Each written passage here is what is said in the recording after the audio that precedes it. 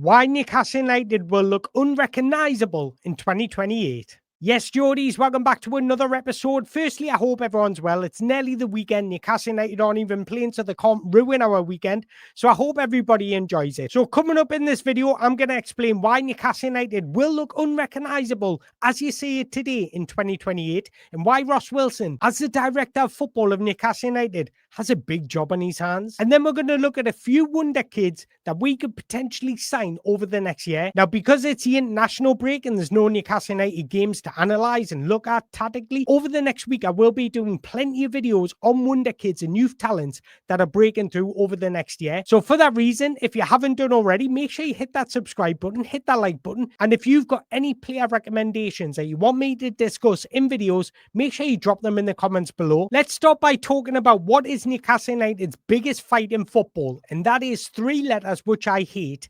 PSR. Yes, our biggest fight in football isn't actually on the pitch. We can compete on the pitch. Well, not at the minute because we're stinking the place out. But generally, as seasons gone by, we can actually compete on the pitch.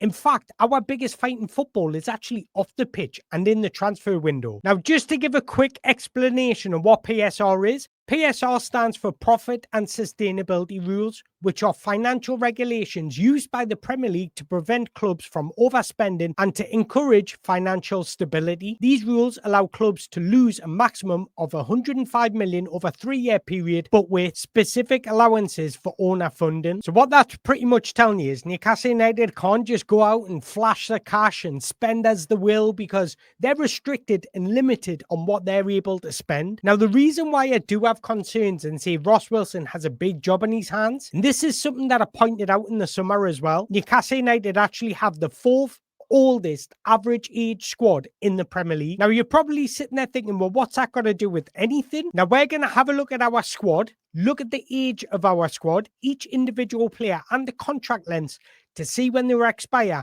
and why we can't generate a lot of money through our squad. But even if you move it on further, this season we've had the 3rd oldest average age starting 11 in the Premier League. Even if we move it on even further, over the last 4 seasons, our average age of our squad has increased. Now, we all know Eddie Howe has got attachment issues. He's sentimental and loves his aging players. Dan Burn, Fabian Shaw, Joe Linton, all these players are Eddie Howe's favourites. He does not want to get rid of these players, but eventually they are going to retire and they will need replacing. Now, the fact that they're getting old and running out of contract, we're not going to get a penny for these guys. And this is my concern. We're not going to have a lot of money to spend unless we sell a top talent to reinvest in the squad. If it was up to Eddie Howe, he would play Dan Burn in his Zimmer frame. He would also play Fabian Shaw when he's fully grey. So what I'm saying is, before we look at our squad needs a little bit of loving. Everybody loves a little bit of loving once in a while.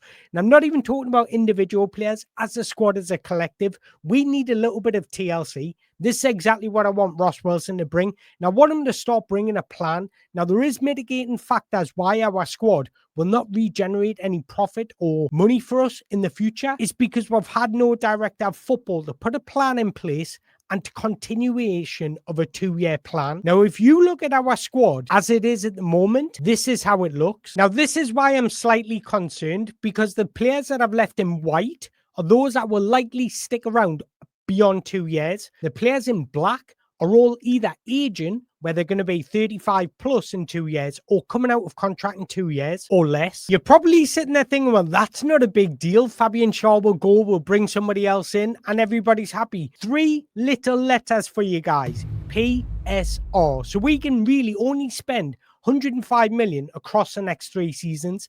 That is not enough money to replace all those players that are coming out of contract or aging. So we need to regenerate that money somehow. Now, we can do that through advertisements, sponsorships. So I absolutely want to see more sponsorships for the club. But in this video, we're just focusing on the team alone. Now, let's look at them in isolation. Let's look at the defenders, first of all, in isolation. We'll start with Lewis Hall. He's 21. I couldn't find when his contract expires, but look, he'll have until at least 2029, I'm guessing, and he's going nowhere. Tino Livramento, contract expires in 2028. He's 23 at the moment. If I'm Ross Wilson, at the end of the season, I'm opening contract talks with Tino Livramento. Kieran Trippier, he's definitely not 25, I'm in 35, but his contract ends in 2026, so there's one player gone at the end of the season. Emil Kraft is 31, his contract ends in 2026, so there's another player gone at the end of the season. So we're not getting any money for these two players that are leaving. Dan Burn, his contract expires in 2027. He's going to be 34 then. So I expect him to leave the club after next season. So again, no money coming in for a player. Fabian Shaw, contract ends at the end of this season. I expect him to sign one more year.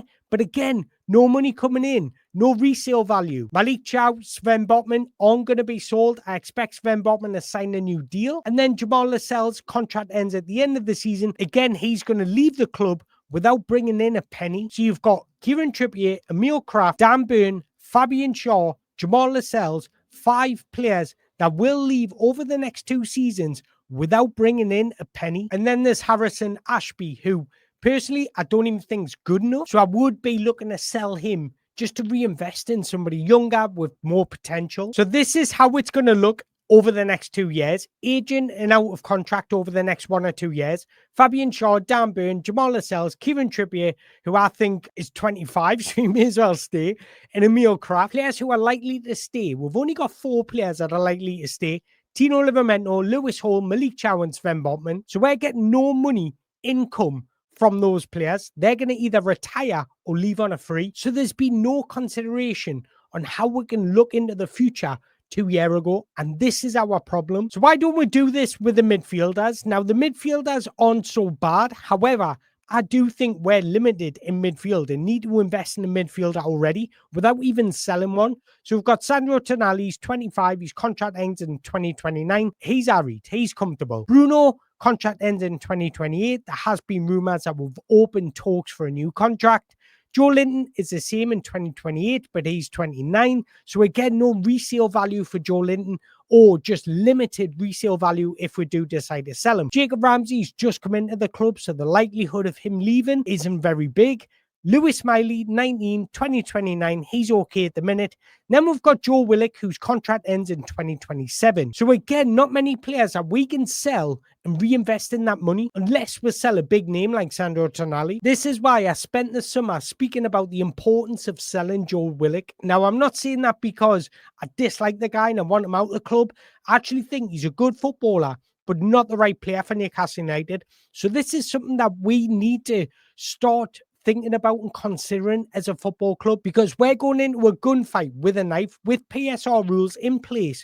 We're literally got our hands tied behind our back. We need to start freeing those hands. And the only way you do that is by taking care of the squad, selling players at peak times. And when players have at least 2 years left on the contract, make a decision. Do you see a future with them? Are they going to be regular starters? And are they going to improve your ability to manage this team over the next 2 years? If not, you sell them when they've got 2 years left on the contract. Somebody like Joe Willock should have been sold in the summer, because next season, he's going to have 1 year left on his contract. So we're just literally decreasing his value the longer time goes on. Now, why would Joe Willock sign a new deal? If we offer him a new deal now, he's going to say, why would I sign it? I'm not getting any game time. I'm not looking like I'm going to get any game time. And if I leave on a free, I'm going to get more money myself, because you'll get a bigger signing on fee and you'll probably get more bigger wages because nobody will be spending a transfer sum on him. So why on earth would Joe Willock sign a new deal right now? If I'm Joe Willock, I'd say no. And that means we've got to sell him next season for minimal money. This is why I spoke about the importance of selling Joe Willock last summer. And this comes down to not having a director of football and not having a plan in place to take care of the squad. So here's a visualization of everything I've just said. Joe Willock is the main issue, because next summer he'll have 1 year left on his contract and he'll have little, next to zero sale value. So again, we're not bringing any money in from our midfielders unless we sell somebody like Sandro Tonali or Bruno. So over the next 2 years, we're going to need 2 centre-backs, because Fabian Shaw and Dan Burn will need replacing. We're going to need 2 full-backs because Emil Kraft, Kieran Trippier are going to leave, and we already need another left-back. And then we're probably going to need 2 midfielders.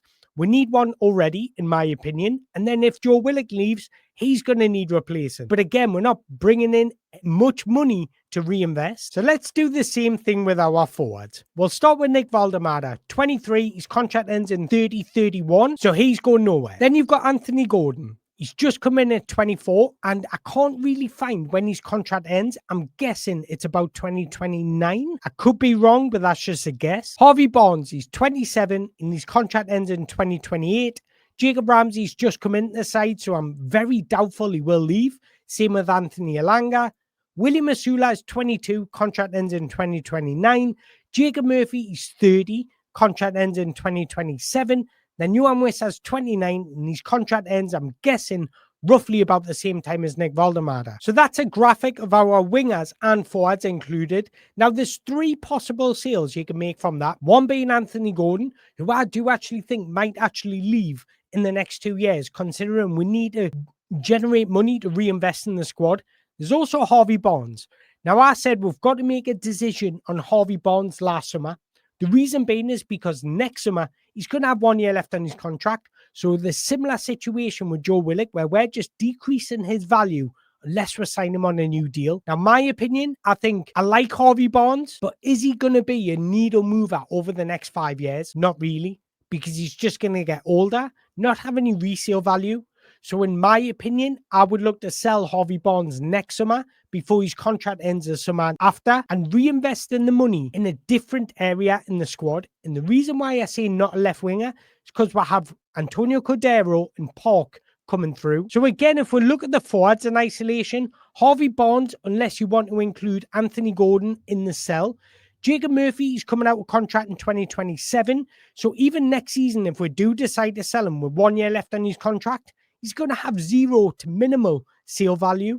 We're not going to get 20 million for Jacob Murphy, for example. So again, there's not much money coming into the squad, but there's a lot of outgoings in the squad over the next 2 years. Because over the next 2 years, this is what we're going to need.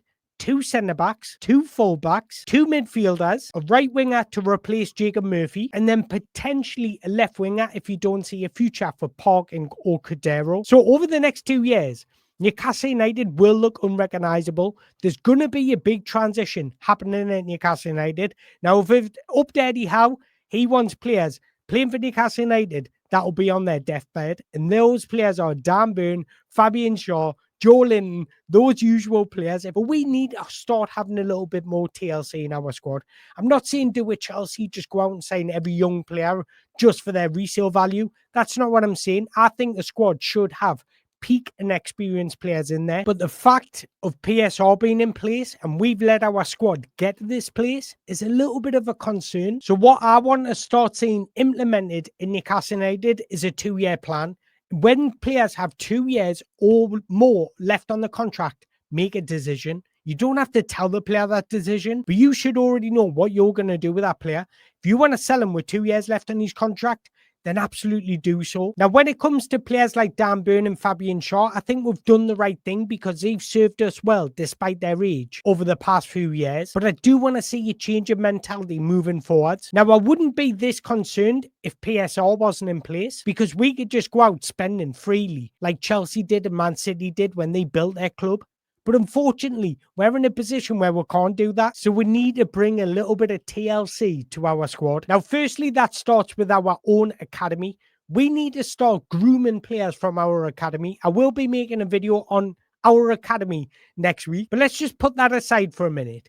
I think we need to work smarter, not harder, with our squad and in the transfer window. And here's just a short list of players, different types of players, centre-backs, forwards, left wingers, left-backs, wingers, midfielders, that are all coming out of contract over the next year. And these are all players that are talented and could be very good upside signings. You can keep them in your squad for 1 or 2 years. If it doesn't really work out, they're not going to decrease in value. So it's about slowly bringing that average age squad down. So let's talk about a few wonder kids that we could bring in over the next couple of years. Now, this is just a handful of many I want to talk about. So there is going to be plenty more videos over the next week or so. And some I've already spoken about before. And the first one is Rayan Vitor. Now, the reason being is because his contract ends in December 2026. So come next summer, you can sign him on a pre-agreement. Now, this guy is wanted by many already. So if I'm Newcastle United, I would approach Vasco da Gama now and say, He has 12 million with 3 million add-ons, adding it up to 15 million, and we'll take him off your hands. Now, the strength we have in that negotiation, you can turn around and say, next summer,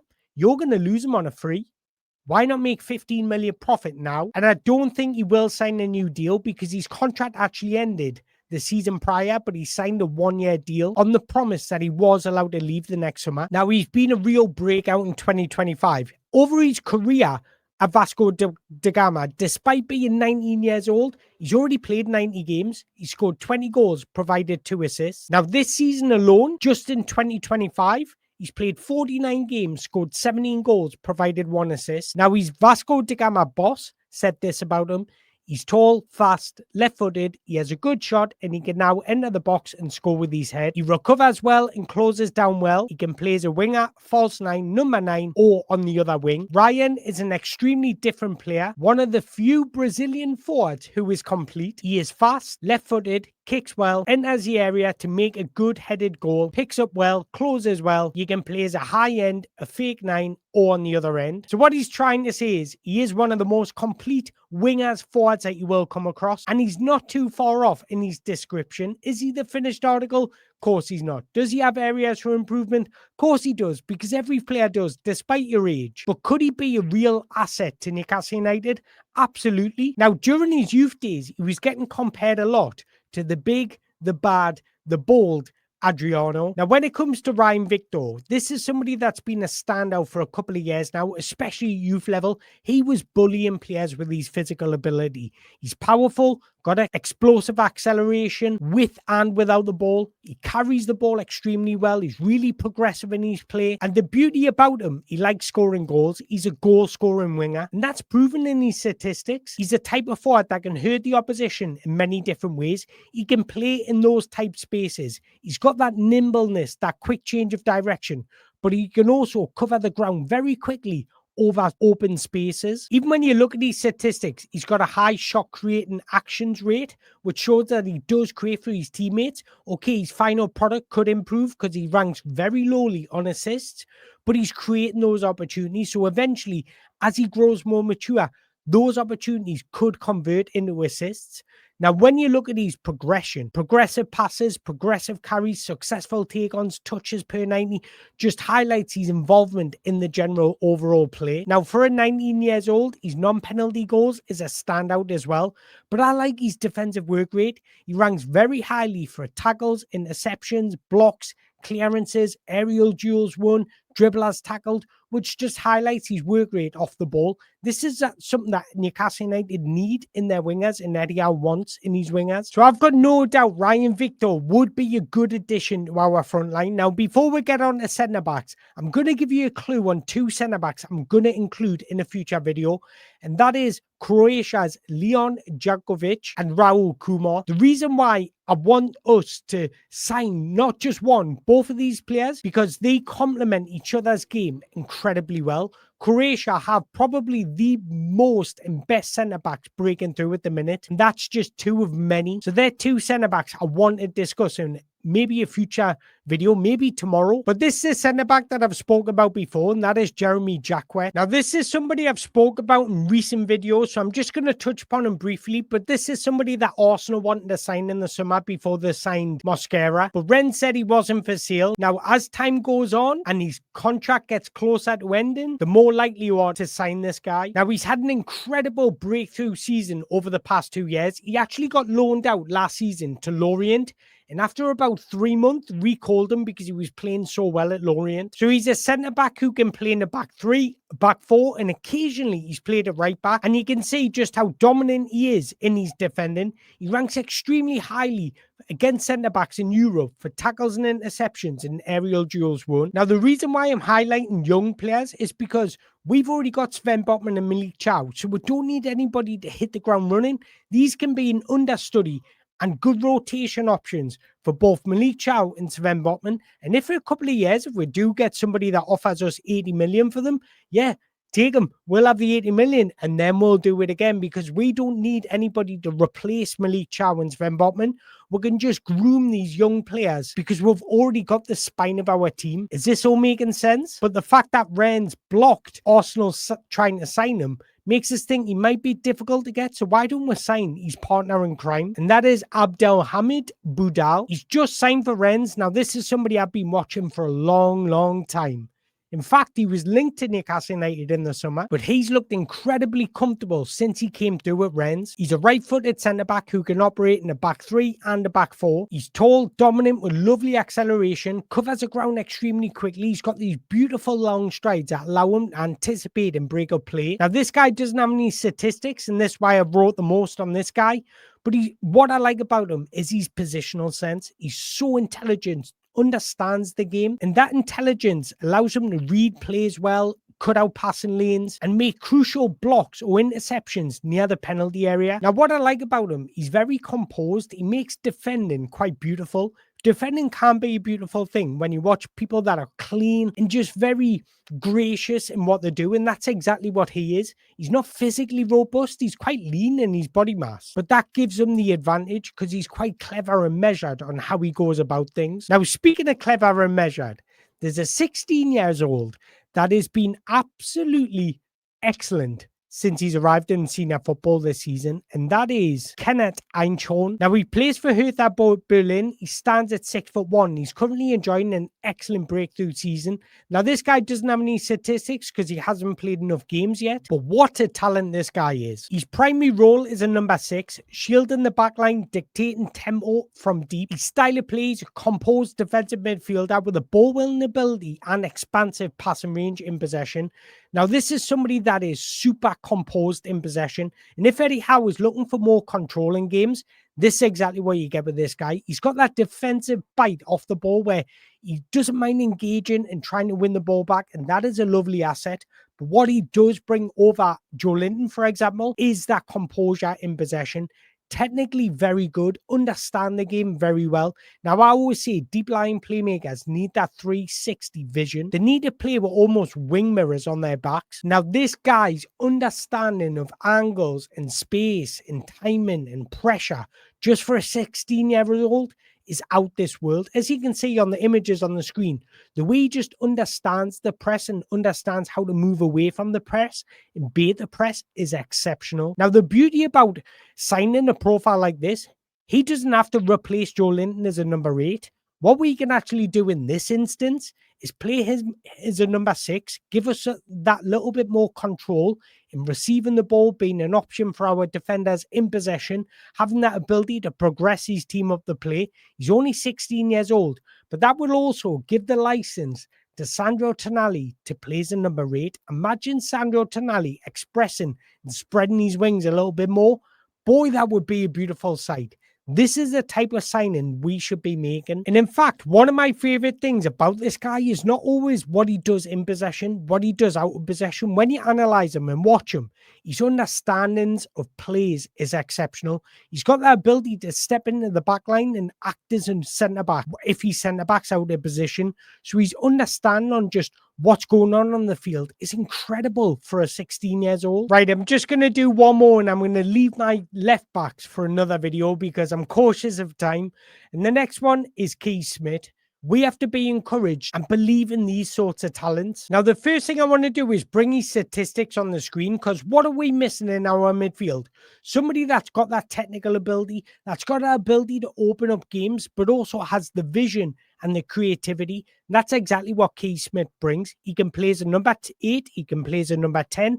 And as you can see from his numbers, he's got that creativity. When you compare him to midfielders around Europe, he ranks in the top 10 percentile for almost every offensive action, shot-creating actions, non-penalty goals, assisted goals, assists. He ranks extremely highly when it comes to that creativity part of the game, but also that technical ability, his ability to progress his teams forward, his ability to break through the lines with his ball carrying and his progressive passes is something that we're missing in our midfield. Somebody that will take care of the ball a lot more than somebody like Joe Linton will, for example. And what I think we're missing when it comes to Joe Linton is somebody that can open up the game.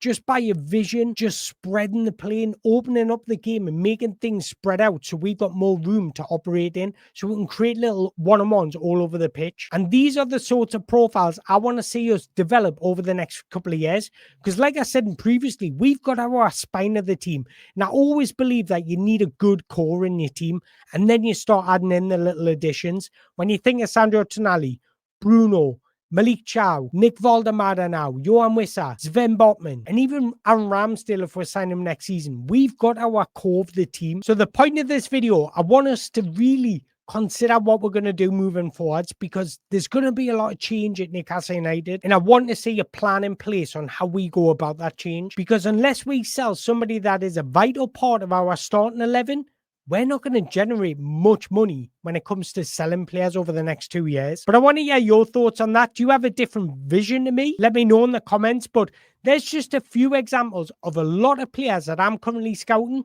that I am going to make videos about over the next couple of weeks. So if you've enjoyed this video, make sure you hit that like button, hit that subscribe button. And until next time, enjoy your day. Away the lads.